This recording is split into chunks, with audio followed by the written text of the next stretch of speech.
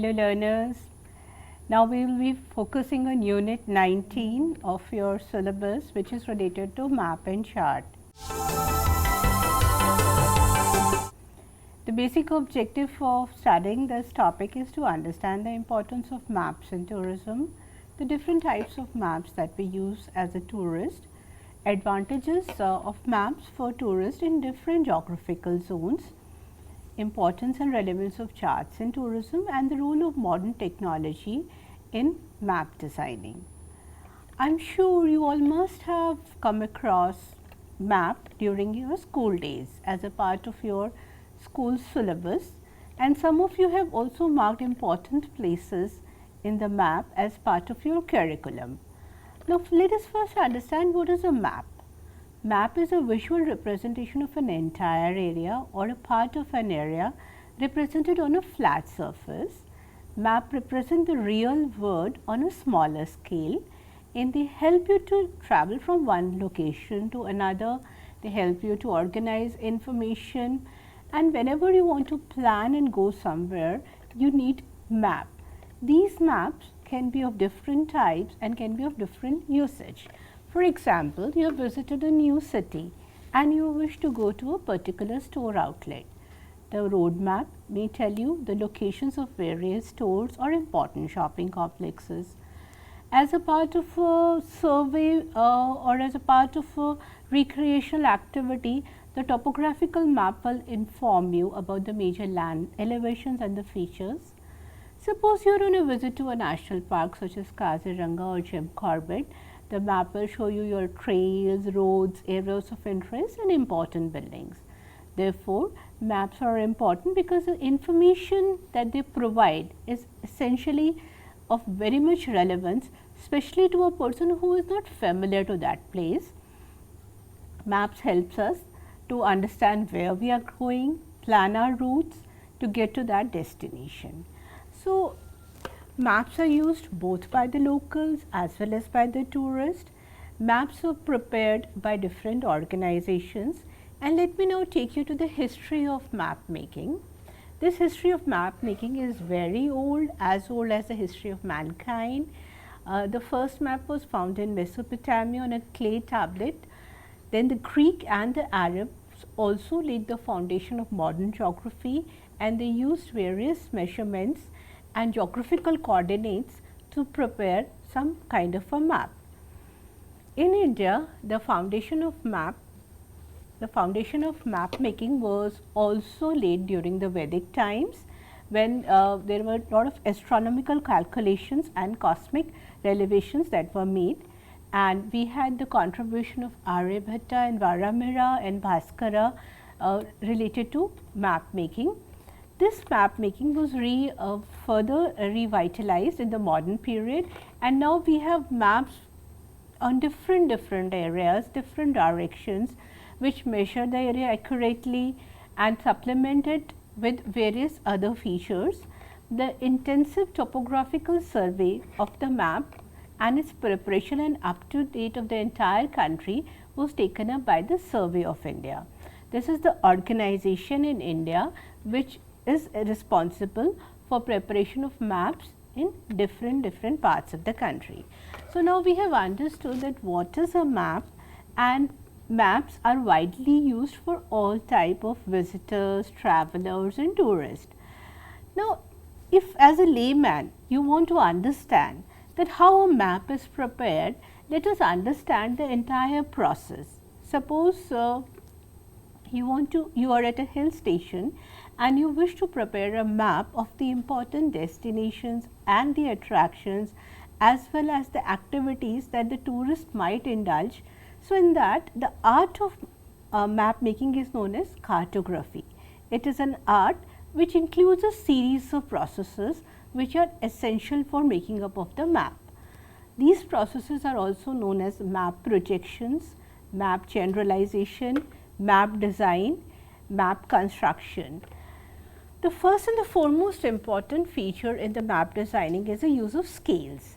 The first decision that a map maker has to take is the choice of the scale. The scale sets the limit of the information contained in the map, and also the degree of reality with which it can correspond on the piece of paper. Projection, we know that maps are simplified representation of the three-dimensional surface of the earth on a plain sheet of paper. The transformation of the all side curved geared surface into a plane surface is another important aspect of the entire process. We should know how this radical transformation is introduced with certain unavoidable changes in direction, distance, area and shapes from the way they appear on the surface. A system of transformation of spherical surface to the plane surface is also known as map projections. So, therefore, the choice, utilization and construction of projection is the primary important factor in map making. Next, let us come to the objectives of the map, that is generalization. Each map has its own objective. For example, if it is a general purpose map, it will show information about the natural features such as the relief, the vegetation, settlements, types of transportation. But if it is a special purpose map, it exhibits information pertaining to a specific theme. For example, population density, soil type or location of an industry. So, we have to plan our map contents very nicely and we must keep the objectives in the forefront. Maps are drawn on a reduced scale to serve a definite purpose. So, the important task of the map maker is to generalize and to understand the map contents. The cartographer must select the information which is relevant to the selected theme and simplify it as per the needs. For example, I will give you, if you are preparing a map of railways, then it is very much essential for you to understand and to depict the major rail routes. So, a railway map will be different from a map related to a wildlife destination, or it may be different from a map which is related to a city map. So, each map has its own objectives and accordingly the next step, that is the map designing, takes place. It involves the planning of graphical characteristics of the map, including the selection of the appropriate symbols, their size and form, style of letter, width of lines, the different kinds of colors that we can use, the different shades and the arrangement of various elements of map within a particular area. So, you must have visited shopping malls and in those malls you must have experienced that there are certain maps. These maps give you a direction about where the food outlets are, where the cinema complex is, where are the important shopping areas and where are the places for recreation. So, for each and every important component an appropriate symbol is allocated. The map designing is therefore, it is a complex process which requires scientific skills and a thorough understanding of the principles that govern the effectiveness of graphic communication. So, we have now understood that map making is a complex process which requires symbols. These symbols may represent buildings, roads, bridges and rivers. Map use colors also denote various elements of nature. For example, blue means water, green means forest. Map can have a legend, map can tell us what it means and also the lines of the map are based on the latitude and longitude and on that basis you can identify the exact location. After this, the next part is the construction and production of the map. The drawing of the map is a major task. Earlier time it was a very complex process because we never had computers, so we used to reproduce the work manually, but today we are having advanced information technology systems. So, we can come up with latest maps based on scales and we can go for a major mass printing of these maps in different parts of our destination. Now, after understanding the concept of what is map and what are the different processes involved in the preparation of the map, let us now understand the classification of and the type of the map. Now, these classifications are also dependent on certain categories. For example, the first classification is based on scale. On the basis of scale, the map can be classified as a large scale map or a small scale map. Large scale maps are shown drawn to show small areas in a relatively large scale. On the other hand, small scale maps are drawn to show large areas. For example, if you have an atlas, you will find that the entire global map is there. These which tells you complete information about various countries and continents. The large scale maps are further divided into cadastral maps and topographical maps. Cadastral, the word cadastral is derived from the French one cadastre, which means register of territorial property. So, these maps are drawn to show the ownership of landed property by demarcating field boundaries of agricultural lands and individual houses in an urban area. For example, if you want to set up your own hotel, you want to set up your own resort, in such situation you need these kind of maps, because they are related with the urban planning and you are able to get an idea about the record of ownership and what are the various areas in your city where running a hotel or acquiring a hotel will be of much more importance. So, these maps are drawn on a very large scale and they are basically used for city planning and for various other activities. The second map, which is very important for you as a student of tourism or as a tourist, is topographical maps. These maps are also prepared on a large scale. They are based on precise survey by national mapping agencies in across all countries of the world. In India, for example, the Survey of India takes care of the topographical mapping of the entire country. These maps follow uniform colors and symbols to show various details such as relief, drainage, agricultural land, forest, settlement, location of schools, post offices, other services and facilities. So, again, if you are interested in nature related activities, these maps will help you to identify your trekking routes.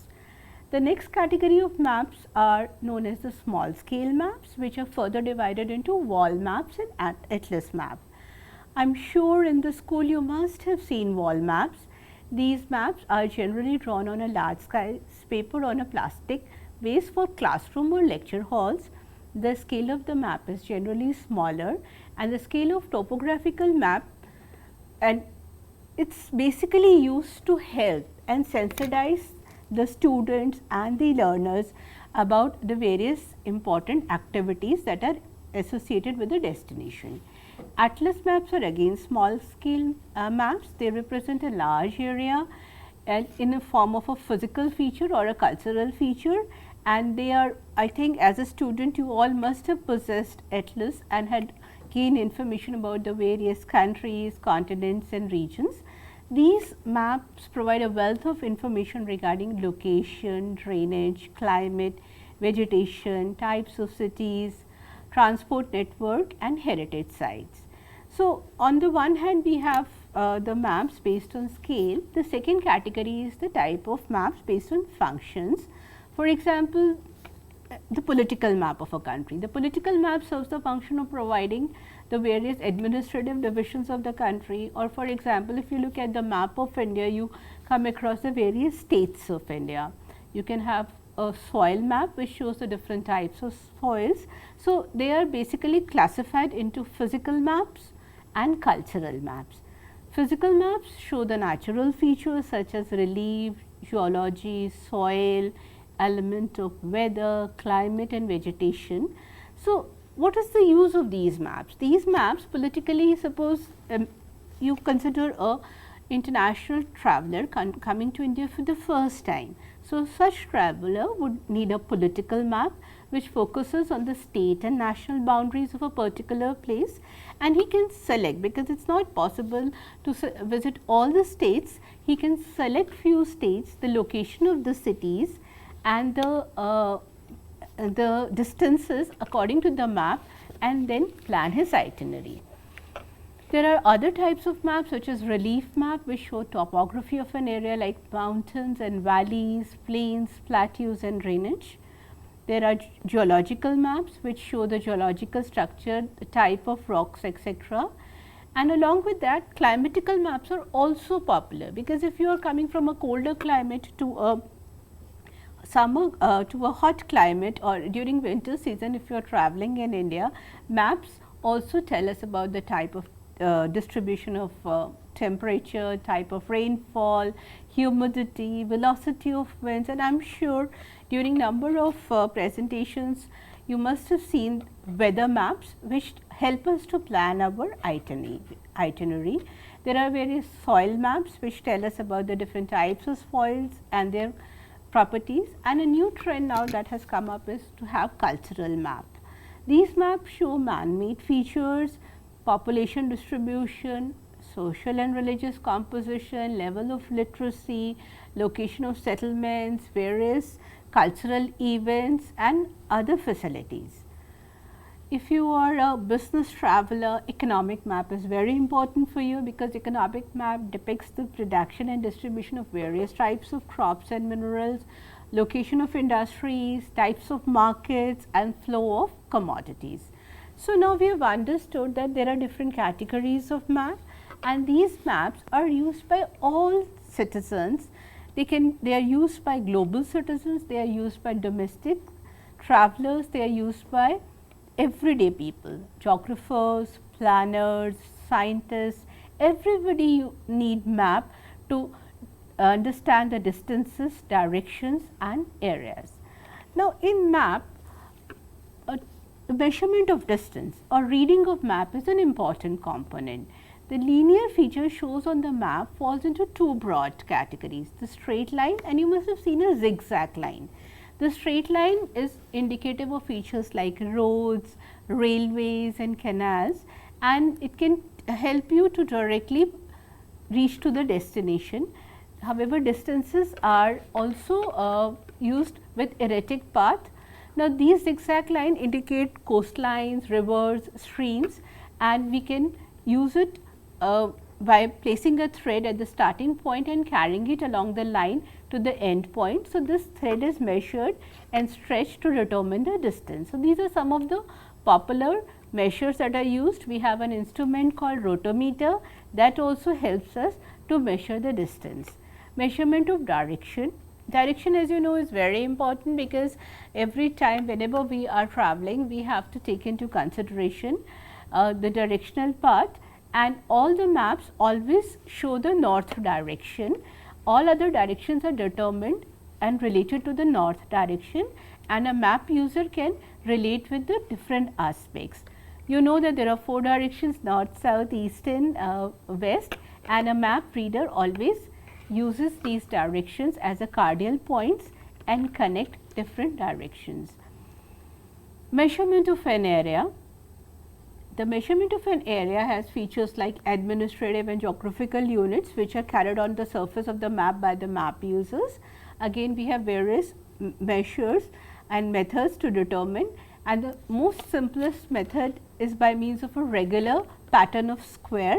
So, we use this method, and we are able to measure the distances in our map. So, in terms of understanding of map, I think we have now understood that the concept of map, the different types of maps, and each and every map has a specific function. Now, let us now relate this with tourism.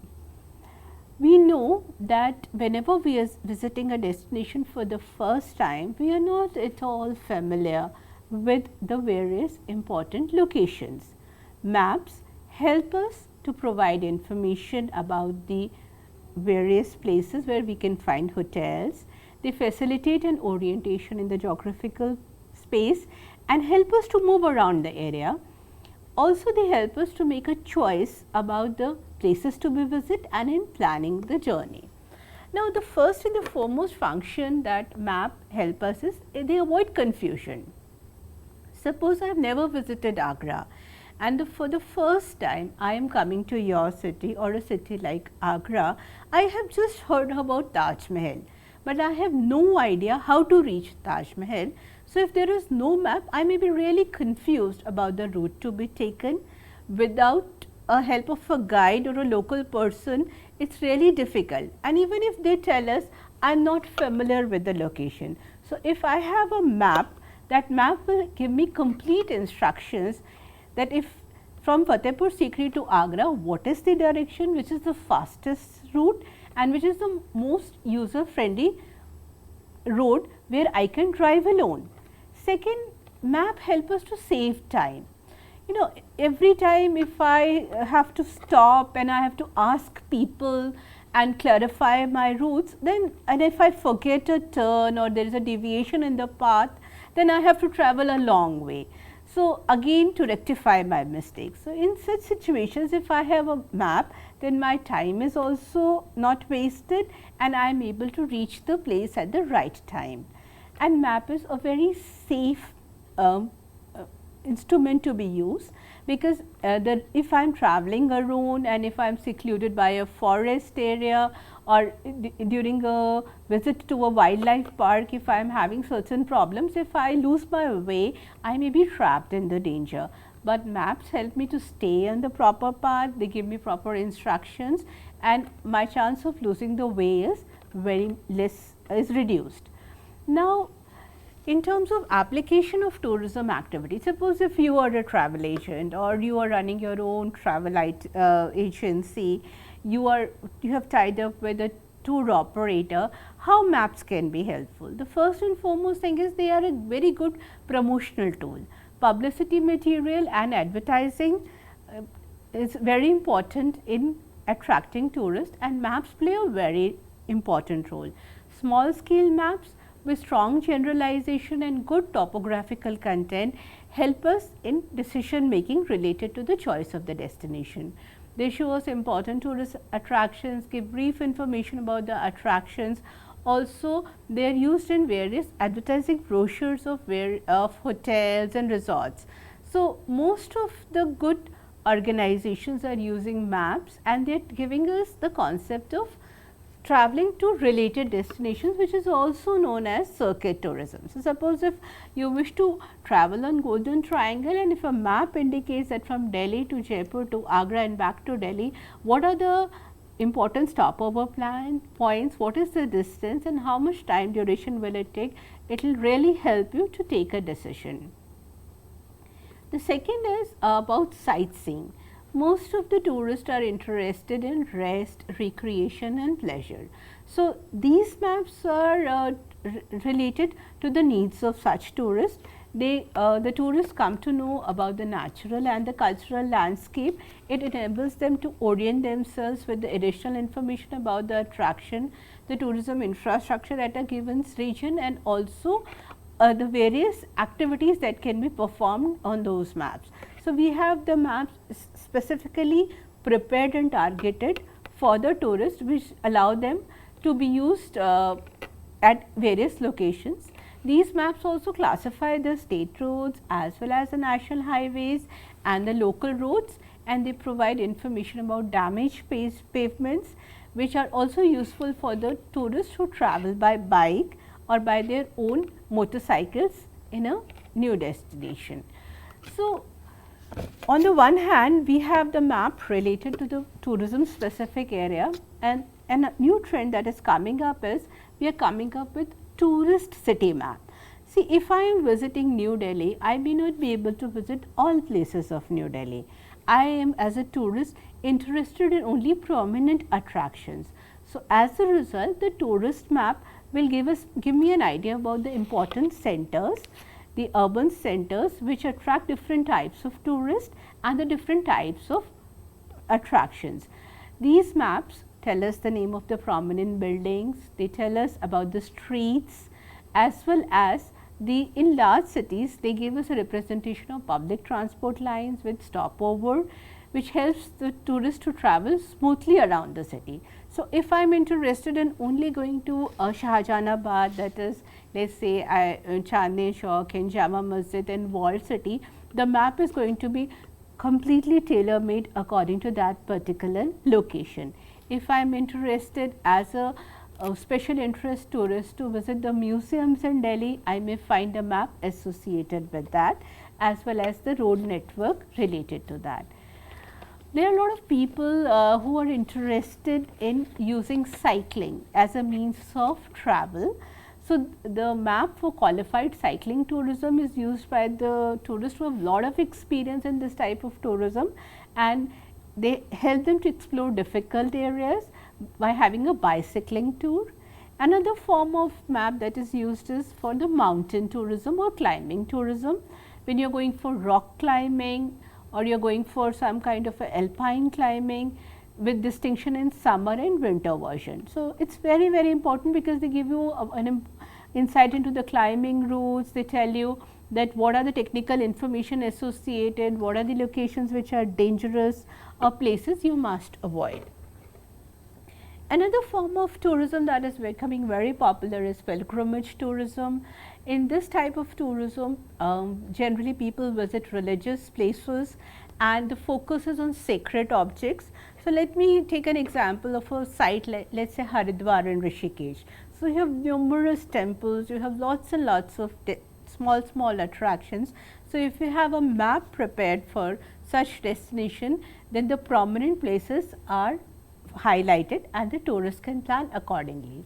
The historical maps deal with the location of forts, caves, they tell us about the layout of the corridors and chamber of caves, and they also give us information about the important paths that we have to follow leading to a trip in a historical destination.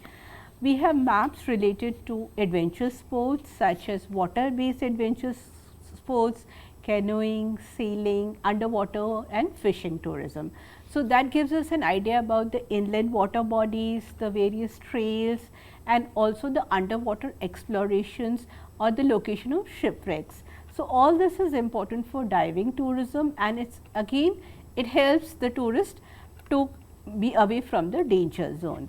So, maps are of different types, they can be of different areas, and along with map we also use various charts that are very much prominent for planning our itinerary. These charts can be in the form of pie charts, they can be in the form of bar diagrams.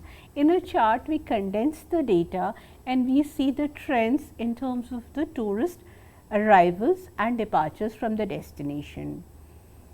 I am sure nowadays with your smart cell phones you must be using Google Maps. Google Maps is one of the most gifted innovation as far as tourism is concerned. You must have seen that most of the tourist transport providers such as your Ola and Uber, they generally use these location maps while we are traveling.